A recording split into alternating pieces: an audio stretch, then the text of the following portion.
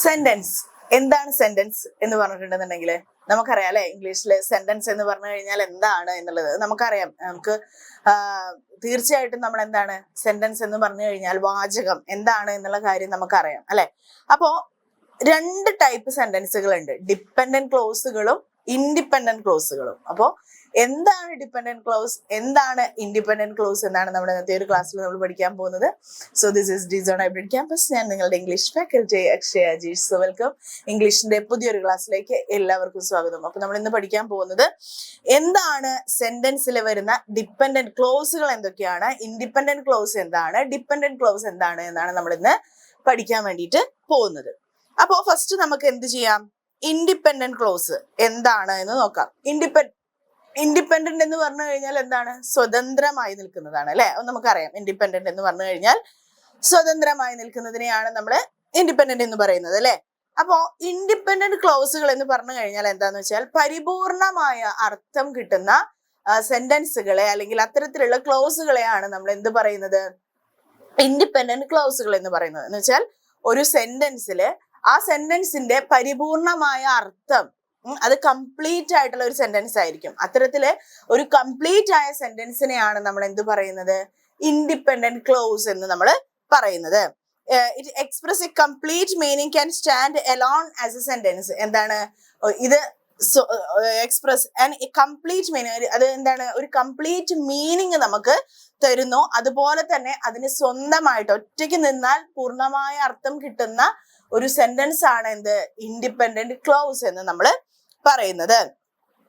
എന്ന് വെച്ച് കഴിഞ്ഞാല് ഹി റീഡ്സ് എന്ന് പറഞ്ഞു കഴിഞ്ഞാൽ അത് ഒറ്റയ്ക്ക് നിൽക്കുന്ന ഒന്നാണ് അല്ലെ. അത് ഒരു എന്താ പറയുന്നത്, ഇറ്റ് സ്റ്റാൻഡ് അലോൺ അല്ലെ. അത് ഒറ്റയ്ക്ക് നിൽക്കുന്ന ഒരു സെന്റൻസ് ആണ്. പക്ഷെ അവൻ വായിക്കുന്നു എന്ന് പറഞ്ഞു കഴിഞ്ഞാൽ എന്താണ്, നമുക്കറിയാം അവിടെ വേറൊന്നും ചോദിക്കാനില്ല. പരിപൂർണമായ ഒരു അർത്ഥം ആ ഒരു സെന്റൻസിന് ഉണ്ട് അല്ലെ.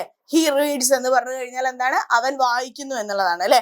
അപ്പൊ അതിന് പരിപൂർണമായ ഒരു അർത്ഥം നമുക്ക് അവിടെ കിട്ടുന്നുണ്ട്. അപ്പൊ പരിപൂർണമായിട്ടുള്ള ഒരു മീനിങ് കിട്ടുന്ന, ഒരു കംപ്ലീറ്റ് മീനിങ് കിട്ടുന്ന, ഒറ്റയ്ക്ക് നിൽക്കാൻ കഴിയുന്ന സെന്റൻസുകളെയാണ് നമ്മൾ എന്ത് പറയുന്നത്, ഇൻഡിപെൻഡന്റ് ക്ലോസ് എന്ന് പറയുന്നത്. ദെൻ അടുത്തത് പറയാൻ പോകുന്നതാണ് ഡിപ്പെൻഡന്റ് ക്ലോസ് എന്ന് പറയുന്നത്. എന്താണ് ഡിപ്പെൻഡന്റ് ക്ലോസ് എന്ന് പറഞ്ഞു കഴിഞ്ഞാല്, ഡിപ്പെൻഡന്റ് ക്ലോസ് എന്ന് പറഞ്ഞു കഴിഞ്ഞാൽ എന്ന് വെച്ചാൽ ഇൻഡിപെൻഡന്റ് എന്ന് പറഞ്ഞാൽ സ്വതന്ത്രമായി നിൽക്കാൻ കഴിയുന്നത്. ഡിപ്പെൻഡന്റ് എന്ന് പറഞ്ഞു കഴിഞ്ഞാൽ എന്താണ്, ഒന്നിനെ ആശ്രയിച്ച് നിൽക്കേണ്ടി വരും അല്ലെ. ഒരു കാര്യത്തിനെ ആശ്രയിച്ച് നിൽക്കേണ്ടി വരുന്നതിനെയാണ് ഡിപ്പെൻഡന്റ് ക്ലോസ് എന്ന് നമ്മൾ പറയുന്നത്. ഇപ്പോ ഒരു സെന്റൻസിനെ മറ്റൊരു സെന്റൻസിനെ ആശ്രയിച്ചാൽ മാത്രമേ പരിപൂർണമായിട്ടുള്ള ഒരു അർത്ഥം കിട്ടുന്നുള്ളൂ. അത്തരത്തിലുള്ള സെന്റൻസുകളെയാണ് നമ്മൾ എന്ത് പറയുന്നത്, ഡിപ്പെൻഡന്റ് ക്ലോസ് എന്ന് നമ്മൾ പറയുന്നത്. It express incomplete meaning and not stand alone as a sentence. എന്താണ്, ഇത് ഒരു ഇൻകംപ്ലീറ്റ് മീനിങ് ആണ് തരുന്നത്. അതുപോലെ തന്നെ ഇതിന് ഒറ്റയ്ക്ക് നിൽക്കാനുള്ള കഴിവും ഇല്ല എന്നാണ് പറയുന്നത്.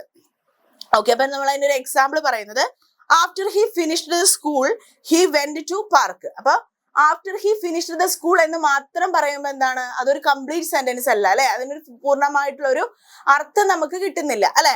അപ്പോ after he finished the school he went to park എന്ന് പറയുമ്പോഴാണ് അവിടെ ആ സെന്റൻസ് കംപ്ലീറ്റ് ആവുന്നത്. അപ്പൊ അവിടെ ഹി വെന്റ് ടു പാർക്ക് എന്ന് പറയുന്ന ആ ഒരു ഇൻഡിപെൻഡന്റ് ക്ലോസ് അവിടെ ഡിപ്പെൻഡന്റ് ക്ലോസിനോട് ചേർക്കുമ്പോഴാണ് അതൊരു കംപ്ലീറ്റ് മീനിങ് ആവുന്നത്. അപ്പൊ നമ്മൾ എന്താണ്, ഒരു സെന്റൻസിന് ഒറ്റയ്ക്ക് നിൽക്കാൻ കഴിയാത്ത അല്ലെങ്കിൽ ഒറ്റയ്ക്ക് നിൽക്കുമ്പോൾ പരിപൂർണമായ അർത്ഥം കിട്ടാത്ത സെന്റൻസുകളെയാണ് നമ്മൾ എന്ത് പറയുന്നത്, ഡിപ്പെൻഡന്റ് ക്ലോസ് എന്ന് പറയുന്നത്.